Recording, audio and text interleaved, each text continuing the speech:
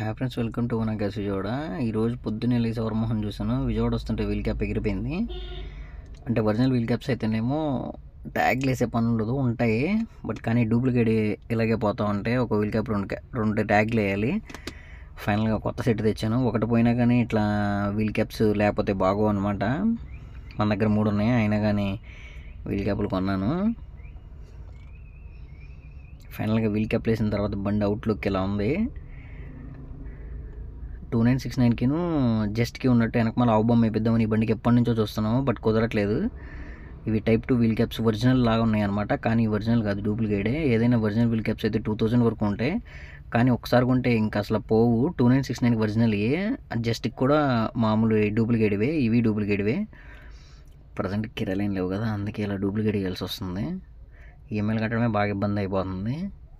ఈరోజు 2969కి 716కి ఉన్న స్టిక్కరింగ్ దీనికి చేయించాలని ఫిక్స్ అయిపోయాను అనమాట గట్టిగా. ఫైనల్గా స్టిక్కరింగ్ షాప్కి వచ్చి చేసాను. స్టిక్కరింగ్ చేయించాను. వెనక మన లైట్ ఒకటి పగిలితే అది కూడా చేయించాను. తర్వాత ఈ సిగ్నల్ లైట్ కింద ఎల్లుతుంది కదా, అది ఒకటి వేయించాను. లోపల అంతకుముందు శివుడి బొమ్మ ఉండేది, అది బాగాలేదని అది తీసి వినాయకుడి బొమ్మను మధ్యలో సాయిబాబాది కొన్నాను.